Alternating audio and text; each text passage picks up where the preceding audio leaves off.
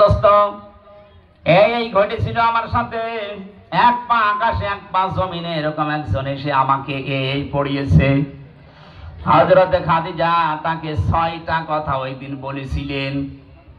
এখানে যারা মা বোনেরা এসেছেন, কোন মহিলা যদি তার স্বামীর ব্যাপারে এই ৬টা কথা বলতে পারে, স্বামী যেন মনে করে যে হক পথে সে আছে।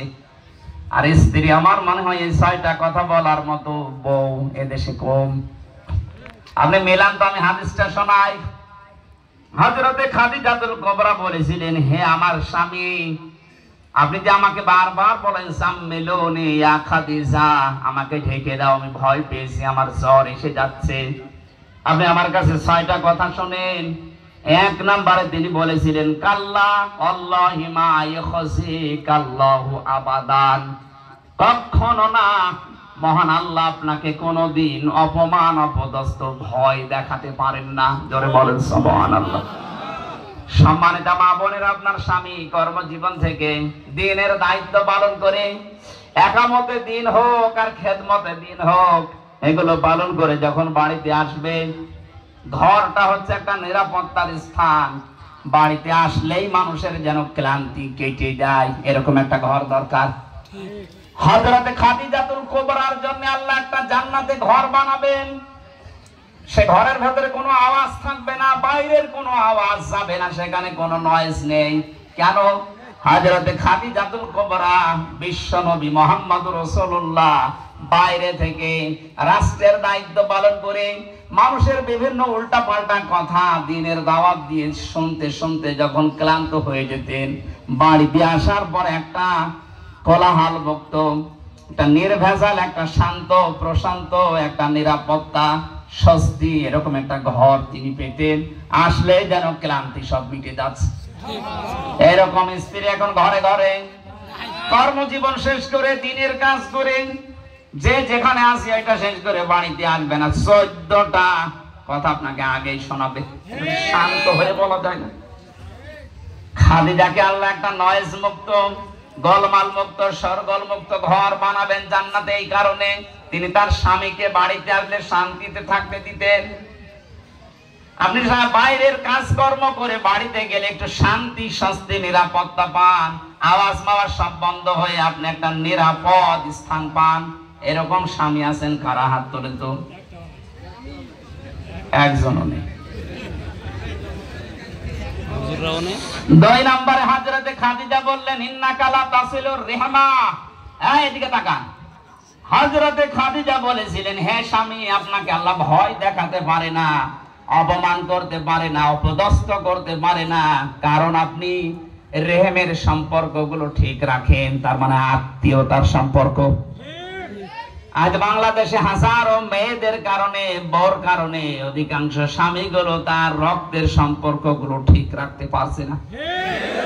এলাকার খবর আমি জানি না, আমার কুষ্টিয়ার কথা বলছি। অনেক স্বামী আছে স্ত্রীর মুখের দিকে তাকিয়ে তার নিজের আপন ভাই, আপন বোন, মা বাবার হক আদায় করতে পারছে না।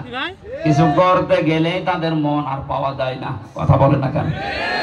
আপনি কি সারা জীবন কিয়ামত পর্যন্ত দুনিয়া থেকে যাবেন? নবীজির স্ত্রীকে সার্টিফিকেট দিচ্ছে, দেখছেন না, যে আপনাকে আল্লাহ ভয় দেখাতে পারে না, কারণ আপনি আত্মীয়তার সম্পর্ক ঠিক রাখেন। আল্লাহ পাকের কোমর ধরেছিলেন, আল্লাহর কোমর ধরেছিলেন এই রেহেম, যেখানে মেয়েদের সন্তান প্রতিপালন করেন আল্লাহ পাক, এটাকে রেহেম বলা হয়। এই জায়গাটা আল্লাহর কোমর ধরে বলেছে, মহান রব্বুল আলামিন, তুমি আমার ব্যাপারে তো কিছু বললে না।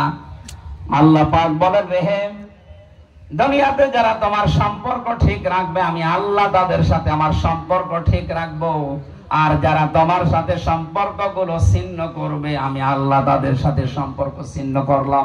বলেন নাউজুবিল্লাহ। যেন মেয়েরা কষ্ট হচ্ছে আমি জানি, কথাগুলো শোনার পর আপনাকে আমি বাঁচাতে চাই জাহান্নাম থেকে। আপনি যদি চান যে আপনার স্বামী বেশি দিন বেশি থাক, আপনার স্বামী এই দুনিয়ায় মান সম্মান অর্থ সম্পদ আল্লাহ তার বাড়িয়ে দিক, তাহলে স্বামীকে বারবার তাকিদ দেবেন, যাই করো রক্তের সম্পর্কগুলো ঠিক রাখো।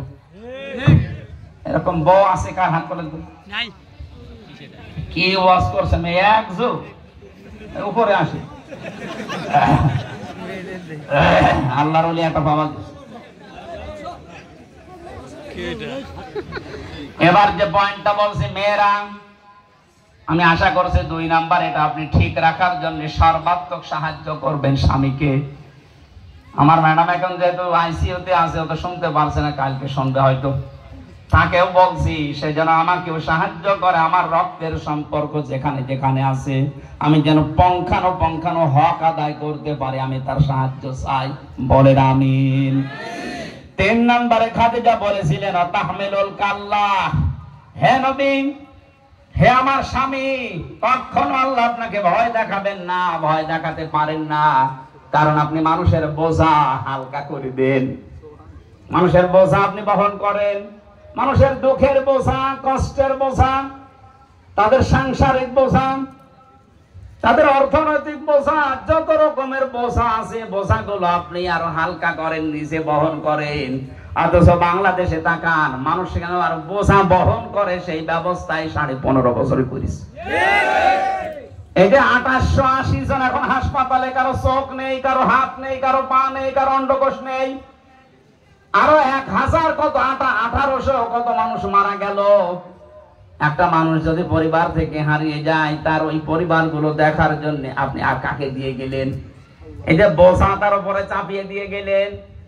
যারা মানুষের বোঝাকে হালকা না করে বোঝা আরো চাপিয়ে দেয়, আমার আপনি 3 বছর আটকে রেখেছিলেন, এই কারণে আমার স্ত্রী, আমার সন্তান 2টা, আমার মা বাবা তো কেউ নেই।